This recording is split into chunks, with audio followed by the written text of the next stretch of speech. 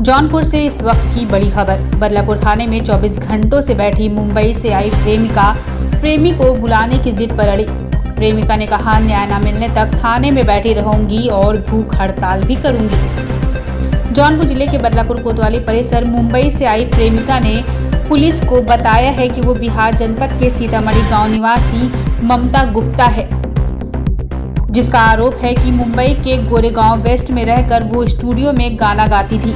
इसी दौरान बदलापुर के छिटकापुर गांव निवासी विशाल कुमार उर्फ सोनू यादव से उसका प्यार हो गया।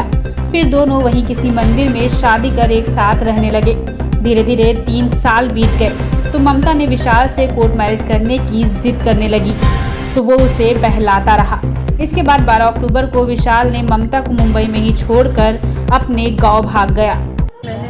डायरेक्ट थाना में आई कि मुझे यहाँ से कुछ हेल्प मिल जाएगा, लेकिन यहाँ पे आने के बाद पता चला कि थाने वाले भी हेल्प नहीं कर रहे हैं, कुछ नहीं कर रहे हैं। ये बोल रहे हैं कि जहाँ से कुछ हुआ है वहीं से होगा, लेकिन मुंबई वाले पुलिस बोला कि उनका जहाँ घर है आप वहाँ से जाके कंप्लेन करो या जो भी करना है वहाँ से करो। लेकिन यहाँ के भी थाने वाले कुछ हेल्प नहीं कर रहे और कुछ रिस्पॉन्स ही नहीं दे रहे। ऐसे में क्या करोगी आप? इसमें मुझे कुछ नहीं, मुझे इंसाफ चाहिए। अगर इंसाफ नहीं मिलेगा मैं थाना में रहूँगी, भूखी प्यास रहूँगी। वैसे भी मेरे पास तो पैसा है नहीं, तो और यहाँ पे कोई रहने के लिए कुछ है नहीं, तो मैं कहीं नहीं जाऊँगी, मैं थाने में रहूँगी। चाहे अगर थाने में वो मारेंगे भी, पीटेंगे भी, कुछ भी करेंगे, कितना भी भगाएगा, मैं भागूंगी नहीं, मैं जाऊँगी नहीं, थाना में रहूँगी। क्या नाम है आपका? मेरा नाम ममता यादव हुआ और मेरे हस्बैंड हो गए विशाल यादव। इसकी जानकारी जब उसे लगी तो वो भी रविवार की शाम बदलापुर कोतवाली पहुंच गई और कोतवाली पुलिस से आप बीती सुनाई और वो छिटकापुर गांव निवासी अपने प्रेमी को थाने बुलाने की जिद करते हुए थाने में बैठ गई। समाचार लगाए जाने तक 24 घंटे से अधिक समय बीतने के बाद भी उसका प्रेमी नहीं आया, जहां वो थाने में अपनी जिद पर अभी भी अड़ी हुई है। जौनपुर से ब्यूरो चीफ मोहम्मद अरशद की रिपोर्ट। सर मैं यहाँ पे एक्चुअली आई थी अपनी शादी के लिए। जो मेरे हस्बैंड है वो मुंबई से छोड़ कर निकल गए। पहले उससे प्यार हुआ उनसे, फिर वो मेरी शादी किए, मुझे बहुत अच्छी तरह से बताया और मैं उनको अपने बारे में सब कुछ बताई थी। जबकि पहले मैं क्या थी, क्या करती थी, नहीं करती थी, मैंने उनको सब कुछ बताया। सब कुछ बताने के बाद भी उसने मेरे से शादी किया।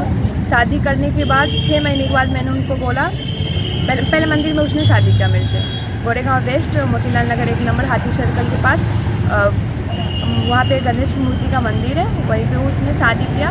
3 बजे सुबह 25 जनवरी 2019 को उसने शादी किया मेरे से। शादी करने के बाद सब कुछ सही चल रहा था, लेकिन 6 महीने के बाद मैंने उनको यही बोला कि मेरे से कोर्ट मैरिज करो। तो वो बोलने लगे मेरे को कि हाँ मैं कोर्ट मैरिज करूँगा, 2-3 महीना वेट करो, मैं करूँगा। फिर मैंने वेट किया, उनकी बात माना, ट्रस्ट किया उन पर। फिर मैंने वेट किया, वेट करने के बाद मैंने बोला ठीक है, सही है, मैं 2-3 महीना वेट कर लेती हूँ। उसके बाद क्या हुआ, फिर 2-3 महीने के बाद फिर मैंने उनको बोली, तो बोला कि अभी थोड़ी पैसे वैसे का दिक्कत है, अभी नहीं कर सकते। उसके बाद लॉकडाउन लग गया तो बोले कि नहीं कर सकते, थोड़ा 2-3 महीना और रुक जाओ।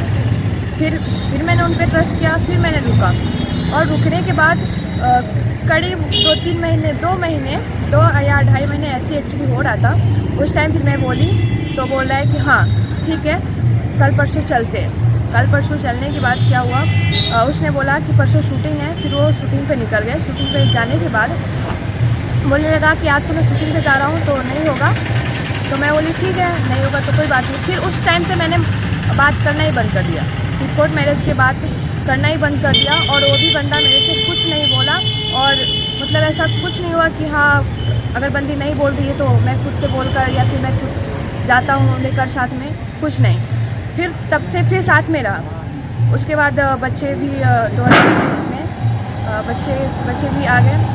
तो उसने क्या किया, मैंने बोला उसे कि ऐसे ऐसा बात है, ऐसे ऐसा प्रॉब्लम है। तो उसने बोला कि कोई नहीं, अभी हमें बच्चा नहीं चाहिए, आप दवा खा लो या फिर चलो मैं दवा दिला देते हैं, ऐसा ऐसा। फिर मैंने बहुत कोशिश किया कि मनाया उसको, ऐसा नहीं करूँ, एक बच्चे का भी ज़िंदगी बर्बाद नहीं करूँ, उसे हमें भी दिक्कत होगी। तो फिर भी उसने मेरे को बोला अभी पैसे का दिक्कत है, आप समझो ये वो, मुझे बहुत भगाने लगा। तभी मैं सोची चलो ठीक है, कोई बात नहीं, अगर ऐसा दिक्कत है तो कोई नहीं, इस बार कर लेते हैं। तो उसने गया मेरे साथ, वहाँ पे जाके दवा दिलवाया। दवा दिलाने के बाद उसने किया है, ठीक है।